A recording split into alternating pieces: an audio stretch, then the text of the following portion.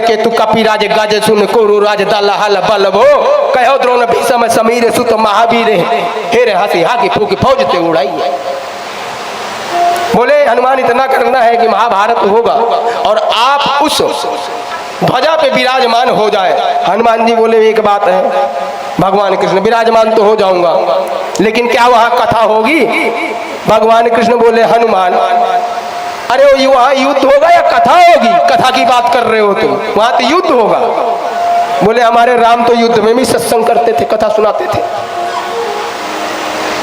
गुरुदेव भगवान कहते हैं महाराज अर्जुन का तो बहाना था, अर्जुन के मोह का तो बहाना था, गीता तो भगवान हनुमान को सुनाना था। अर्जुन के मोह का तो बहाना था, गीता तो श्री हनुमान जी को सुनाना था। भगवान कृष्ण ने कहा अर्जुन हनुमान जी तुम मेरे साथ चलो, मैं सुनाऊंगा भी और दिखाऊंगा भी, सुनाऊंगा भी और दिखाऊंगा भी। और समय आ गया, जब समय आया श्री भीष्म पितामह और जब हनुमान जी जाकर के ध्वजा पर बैठे और गर्जना की तो बादल से फटने लगे। कहो द्रोण भीषम समीर सुत महावीर। भीष्म पितामह ने द्रोण से कहा कि हे द्रोण गुरु हनुमान जी आकर के अर्जुन के रथ पर बैठ गए हैं, अब पांडवों की जीत निश्चित हो गई है। लेकिन एक विडंबना, एक दिन की बात, अर्जुन ने भगवान कृष्ण के साथ थे, भगवान कृष्ण अर्जुन के सारथी थे, रथ हाँकते थे। और जब वहां पे लड़ाई में जाते थे तो भीष्म पितामह के पैर छूकर जाते थे। और अर्जुन जब पैर छूने आए तो अर्जुन को भीष्म पितामह ने विजयी भाव का आशीर्वाद दिया। और आप लोगों को एक जानकारी देना चाहता हूं कि दुर्योधन को विजयी भाव का आशीर्वाद दुर्योधन के माता पिता ने ही नहीं दी थी। दुर्योधन के माता पिता ने भी दुर्योधन को विजयी भाव का आशीर्वाद नहीं दिया था। दुर्योधन कहने लगा भीष्म पितामह मेरा नमक खाते हो, नमक हरामी करते हो। बोले क्यों? बोले अर्जुन को तो विजयी भाव का आशीर्वाद दे रहे हो, हमें कह रहे हो आयुष्मान भव। बोले अर्जुन मैं क्षत्रिय हूं। दुर्योधन कहने लगा इसीलिए तो मैं कह रहा हूं आप क्षत्रिय हैं। बोले क्या करना है? बोले कल 5 पांडवों में से किसी एक पांडव को वध कर दो। भीष्म पितामह ने अपना धनुष उठाया और प्रतिज्ञा ले ली कल रण क्षेत्र में एक पांडव को मैं अवश्य मार दूंगा। बोले अच्छा। द्रौपदी ने सुन लिया और द्रौपदी आई अपने भैया के पास, उस छलिया के पास। और वह छलिया जब किसी को छलता तो छलनी कर देता है।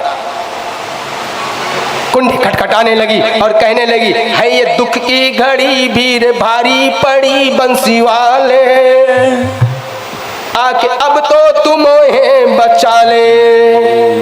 कुंडी को खटखटाया। रुक्मणी ने कहा प्रभु तुम्हारी बहना आई है इतनी रात को, क्या बात है? भगवान कृष्ण बाहर निकले।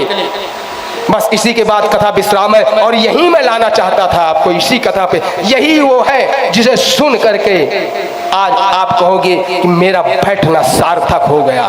यही वो है। और ये ज्यादा देर 10 मिनट रह गया, बस केवल 10 मिनट। भगवान कृष्ण बाहर आए। बोले बहना बता क्या बात है? द्रौपदी कहने लगी प्रभु कल 5 पांडवों में से मेरा 5 पतियों में एक पति मारा जाएगा। भगवान कृष्ण कहे बोले तो मैं क्या कर सकता हूं? बोले कन्हैया तुम्हारे पास मैं आई हूं और तुम कह रहे हो मैं क्या कर सकता हूं? बोले मैं कुछ नहीं करूंगा।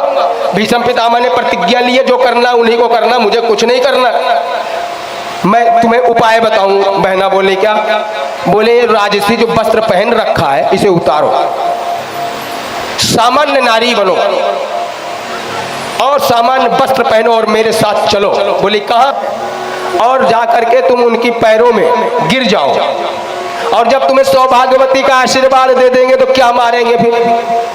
उनकी प्रतिज्ञा हो जाने। दुर्योधन से प्रतिज्ञा ली है कि 5 पांडवों में से मारूंगा और तुम्हें सौभाग्यवती का आशीर्वाद दे देंगे तो भीष्म पितामह जाने किसको मारना, क्या करना। मैं फुर्सत बहना, इसीलिए हमने कहा मुझे कुछ नहीं करना। बोलो जय जय श्री सीताराम। बोलो बाके बिहारी लाल की जय, कृष्ण कन्हैया की जय। बोलिए अच्छा। तो खुद तो बाहर खड़े रहे, खुद तो बाहर खड़े रहे, भीतर भेजा पांचाली को। खुद तो बाहर खड़े रहे, भीतर भेजा पांचाली को। खुद तो बाहर खड़े रहे, भीतर भेजा पांचाली को। खुद तो बाहर खड़े रहे, भीतर भेजा पांचाली को।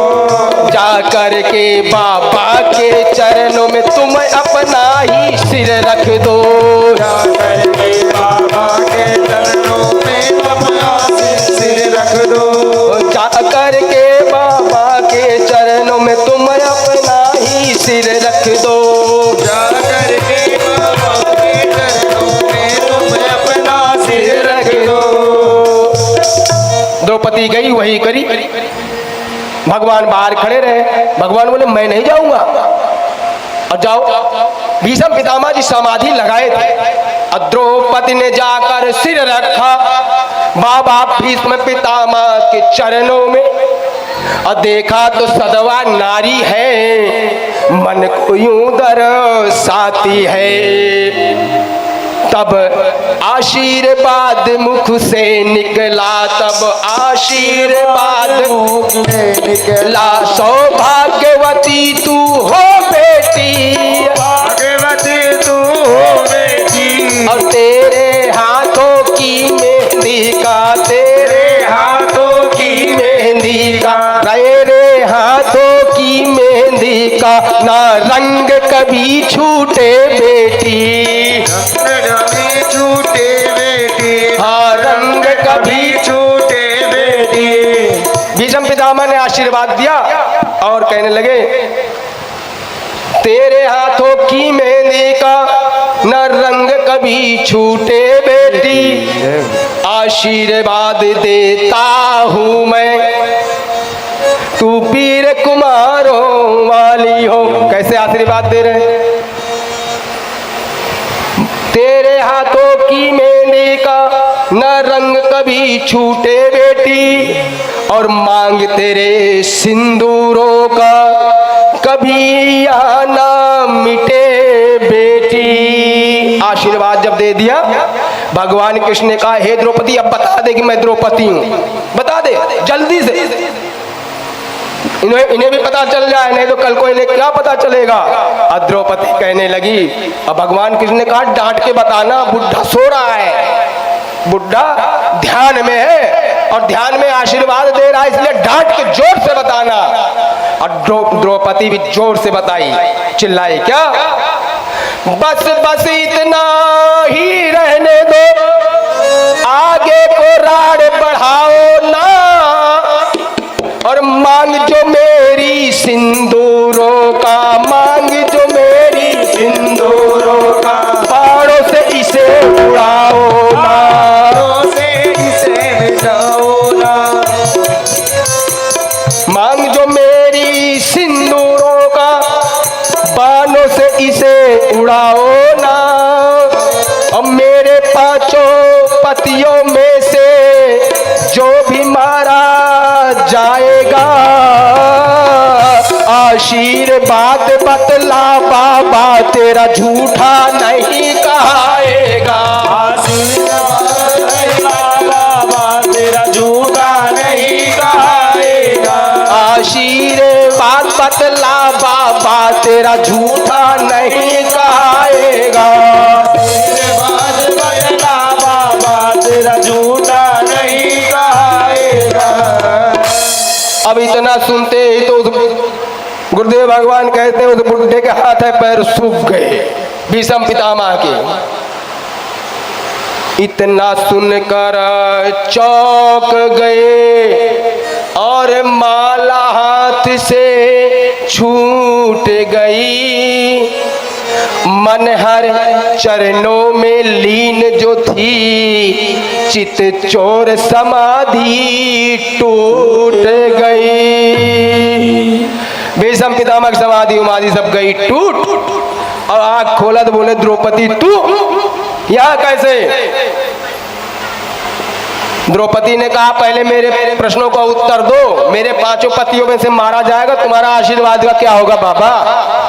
बोले वो तो मैं बाद में करूंगा। भीष्म पितामह ने कहा द्रौपदी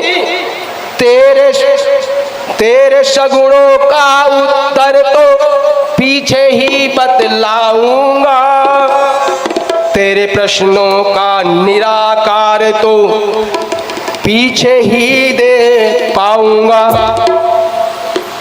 पर क्या? बोले एक बात बता बेटी। भीष्म पितामह ने कहा बेटी तू जो कुछ पूछ रही है मैं सब बताऊंगा, लेकिन एक बात खटकती है बेटी। बोले हे द्रौपदी एक बात खटक रही है। बोली क्या? बोले तुझे यहाँ कौन लाने वाला? एक बात तू बता बेटी, कौन तुझे यहाँ लाने वाला? तो जैसे भगवान कृष्ण ने कहा था ना कि वहां भीष्म पितामह चले जाओ, ऐसे द्रौपदी ने उंगली दिखा दिया। क्यों? एक बार द्रौपदी ने और कहा था, जब जुआ में हारे और चीर खींचने लगी तो कहा था क्या कि 5 पति पर ऐसी गति, 5 पति पर ऐसी गति, यहाँ गाँव में सांझ आग लग गई है। अरे सासुर में सब कायर बाटे और नैहर से वीर ना बोलो वही है, और नैहर से वीर ना बोलो वही है। और वीर ना आएंगे हमारे तो कैसे आएंगे? अरे नारा नदी बन डाकत रे हीर ना बन के वीर ना चली आई है। और आज यहाँ भी कह रही है क्या? उंगलियां दिखा दिया। बोले जाओ अब देखिए बाहर का दृश्य। अरे बाहर जाकर देखा तो,